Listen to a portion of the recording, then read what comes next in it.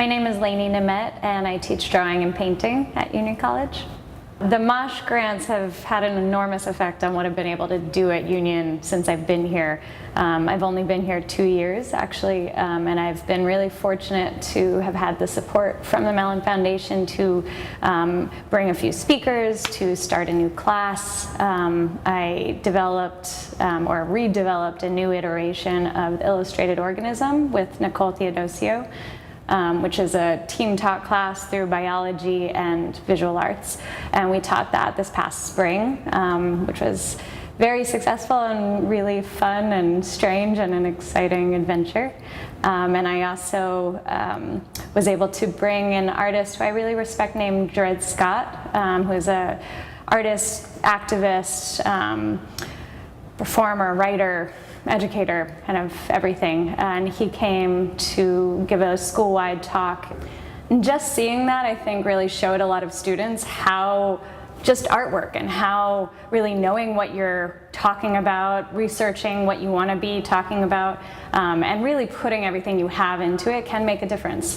So Dred really invites people to think about what they care about, really investigate it, and make artwork or just engage in discussions about topics that are hard to address or subjects that might not be as talked about, subjects that might be a little bit more taboo. Some of the students said that they felt like it was a really great example of how art is a vehicle for discussion, how it's a means for conversation, and that's really what I want my students to understand, that artwork is more about, paint on canvas or, sculpting or whatever the medium is.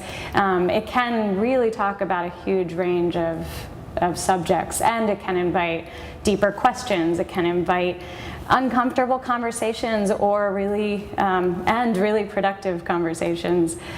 And so through the Mosh grant, I kind of piggybacked on Dred's talk and created a module specifically for my Painting 1 class that turned into the final project. The students worked with a huge range of subjects for this project dealing with climate change, domestic abuse, female empowerment, shark finning, racial justice and police brutality.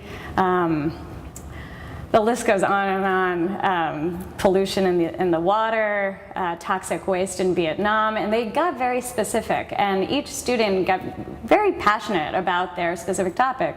And it was actually the most exciting for me during the critique day, when everybody brings in the work, and typically you talk about the technique of the paintings and the content behind it, and students will talk about what works, what could be stronger, and it was just incredible to see how much the students talked about not only the technique in the paintings and how they could push something to make it more powerful, but they also talked about what was working conceptually and what the student could do to make it even more powerful, make more of an impact in terms of the content. The Transgressive Itineraries grant brought several of us to Columbia University to present the work that we were researching at the time and continuing to do work about. And my work in particular was in response to a residency I had in New Orleans this past November 2016. And it was right after the election, and I was a little stifled and debilitated from the work that I'd been doing, and my work shifted to become a little bit more documentary. So it focused around the lower 9th Ward in New Orleans and the amount of destruction that is still visible, very much so in the lower 9th Ward, that was hit the hardest during Katrina, which was now 12 years ago.